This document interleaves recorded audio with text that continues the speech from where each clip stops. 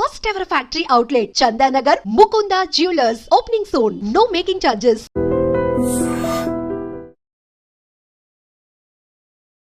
Hi hello నమస్తే, welcome back to iDream media.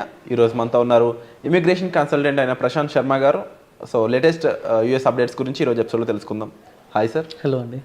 Sir, H1B 3 డేస్లోనే వస్తుంది అనే ఒక న్యూస్ నడుస్తూ ఉంది సోషల్ మీడియా మొత్తంగా. అండ్ రైట్ నో మీతో ప్రీవియస్ డిస్కషన్లో కూడా మీరు చెప్పారు, విరాట్ ఈ 3 మంత్స్ ఏదైతే ఉందో డిసెంబర్, జనవరి, ఫెబ్లో H1Bకి సంబంధించిన మెయిన్ థింగ్స్ నడుస్తూ ఉంటాయి, lottery and other things. So దీని గురించి ఓవరాల్ ఈ సినారియో గురించి మాకు ఎక్స్ప్లెయిన్ చేస్తారా? Usually March is a time where lotteries get picked up. March 1st to 25th the gateway open చేస్తుంది గవర్నమెంట్. సో అప్లికేషన్స్ డంప్ చేస్తారు. సో ప్రతి consultant December to March or February ending they run H1B ads. So ఎవరికైతే interest ఉన్న వాళ్ళు వెళ్ళాలనుకుంటున్నారో they definitely they take the ads. వాళ్ళు చూసి వెళ్ళేవాళ్ళు ఒక్కసారి మమ్మల్ని అప్రోచ్ అయితే అసలు ఉన్న ఆప్షన్స్ ఏంటి, అక్కడ what is the process, stage wise process ఏంటి అనుకుంటారు. ఏదో H1కి ఈరోజు అప్లికేషన్ ఇస్తే లాటరీలో వస్తే వెంటనే వీసా వచ్చేస్తుంది. No, it is there is a due course of time for that. 3 డేస్లో 2 డేస్లో ఏ ప్రాసెస్లు జరగవు. సో ఒక్కసారి మీరు మా కన్సల్టెంట్ దగ్గరికి వస్తే మేము చెప్తాం. సో దిస్ ఈస్ ది, ఇప్పుడు $250 అయింది ఒక అప్లికేషన్ ఫీజ్. సో మీరు లాస్ట్ ఇయర్ చూసుకుంటే మల్టిపుల్ రిజిస్ట్రేషన్స్ ఇష్యూస్ చాలా జరిగాయి లాస్ట్ ఇయర్. సో దానివల్ల రివోక్స్ చాలా జరిగాయి. సో ఒక్కొక్క లాస్ట్ ఇయర్ మీరు చూసినట్టయితే టోటల్గా మన ఇండియా నుంచి 2% was the success rate through out ఇది, బికాస్ ఆఫ్ మల్టిపుల్ రిజిస్ట్రేషన్స్ యూఎస్లోనే జరిగాయని ఒక రూమర్ ఉంది మళ్ళీ. సో ఇండియా నుంచి అయితే మల్టిపుల్ రిజిస్ట్రేషన్స్ జరగకూడదని. అంటే మల్టిపుల్ రిజిస్ట్రేషన్స్ అంటే ఫర్ ఎగ్జాంపుల్ మీరు వచ్చారు మా దగ్గరికి, సో మీ అప్లికేషన్ని మేము 4 స్టేట్స్లో వేస్తారు. 4 డిఫరెంట్ స్టేట్స్లో నుంచి లాటరీ పికప్ అయ్యే ఛాన్సెస్, పర్మిటేషన్స్ పెరగడానికి వేసేవారు డిఫరెంట్ స్టేట్స్ నుంచి. సో ప్రస్తుతం ఆ మల్టిపుల్ రిజిస్ట్రేషన్స్ అన్న కాన్సెప్ట్ని గవర్నమెంట్ హ్యాస్ స్టాప్డ్. సో వాళ్ళు ఇంటర్నల్గా యూఎస్లో చేసుకుంటున్నారా లేదా అనేది పక్కకు పెడితే, ఇండియా నుంచి అయితే that has become it is an illegal process. So ఒకసారి అది రిజిస్ట్రేషన్ అయితే, ఫర్ ఎగ్జాంపుల్ మీ ఫైల్ని మేము టెక్సస్లో వేసాం, మీకు ఒక బెనిఫిషరీ నెంబర్ అన్నది జనరేట్ అవుతుంది. And your lottery will be picked up on the basis of your beneficiary number.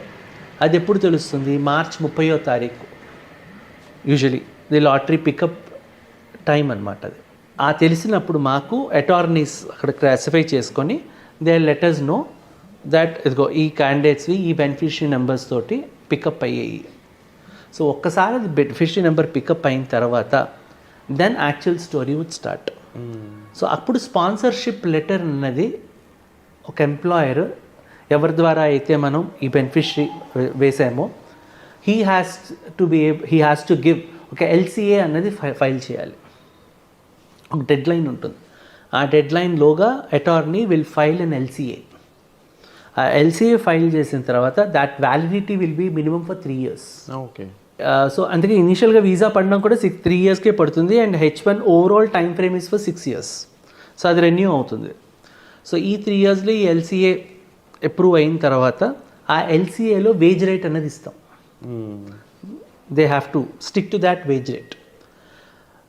అది ఇచ్చిన తర్వాత LCA వచ్చిన తర్వాత అప్రూవ్ అయిన తర్వాత ఒక ఈ క్యాండిడేట్ డాక్యుమెంటేషన్ అంతా తీసుకొని ఒక అప్లికేషన్, ఒక 100 pages of application attorneys has to do. ఆ హోంవర్క్ వాళ్ళది చేసి ఒక అమౌంట్ అన్నది గవర్నమెంట్కి కట్టాల్సి వస్తుంది.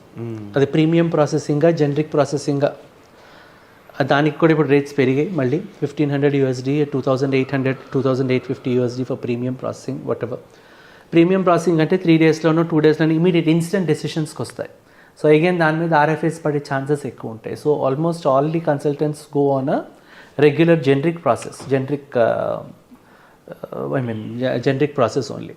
సో వెళ్ళిన తర్వాత దాని మీద RFIs రేజ్ అవుతాయి. ద కేస్ ఇప్పుడు USIC వెబ్సైట్లో they can view the case order ID which will be share to the candidate.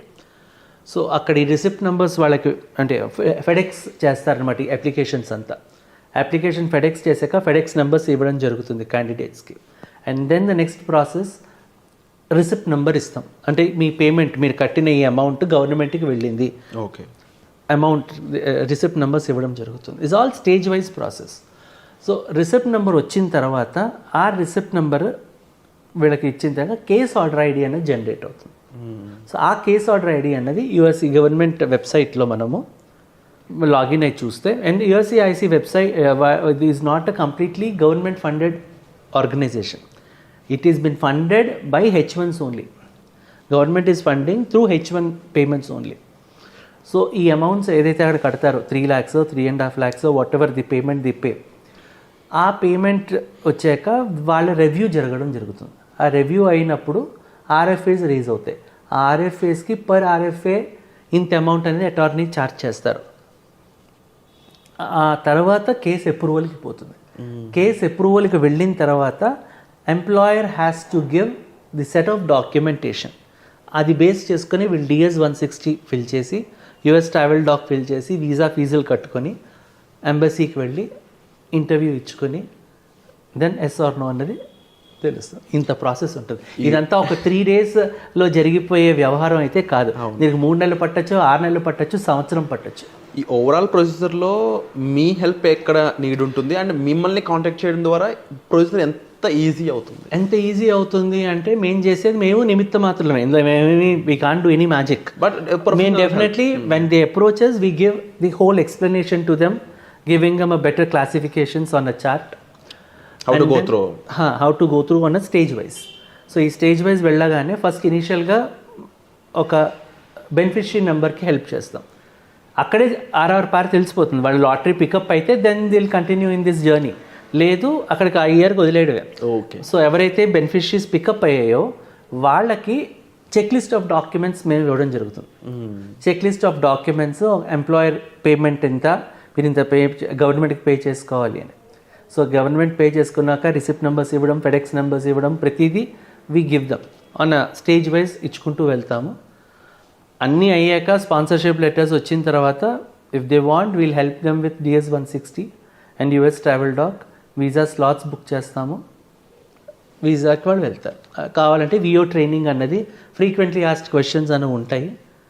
Which company, what is your wage అని కానీ నెంబర్ ఆఫ్ FAQs ఉంటాయి. సో FAQs మీద చిన్న ట్రైనింగ్ అన్నది ఇస్తాము. Anything US consulate is luck. Wonderful sir. So ఓవరాల్గా procedure గురించి క్లియర్గా ఎక్స్ప్లెయిన్ చేశారు సార్, and definitely thank you so much for the wonderful information. But at the same time ఇండివిజువల్గా మీరు మీ సిచ్యువేషన్ H1Bకి సంబంధించి ఏ పొజిషన్లో ఆగి ఉన్నారు, ప్రీవియస్గా ఆల్రెడీ అప్లై చేసి ఇబ్బంది పడి ఫెయిల్ అయిన ఇష్యూస్లో ఉన్నారా, లేదంటే రైట్ నౌ ఇనిషియల్గా ఇదే ఫ్రెషర్గా అప్లై చేస్తున్నారా, ఎటువంటి సిచ్యువేషన్లో ఉన్నా సరే మీరు డిస్ప్లే అవుతున్న నెంబర్స్ కాల్ చేసి మీ సిచ్యువేషన్ ద్వారా సార్ని కన్సల్ట్ చేసినట్లయితే ఒక ప్రాపర్ గైడెన్స్ అనేది దొరుకుతుంది. అండ్ దీనికి సంబంధించిన అప్డేట్స్ కోసం మీరు ఈ ఛానల్ చూస్తూనే ఉండొచ్చు. సో వచ్చే ఎపిసోడ్లో మళ్ళీ కలుద్దాం. Thank you so much sir. Welcome.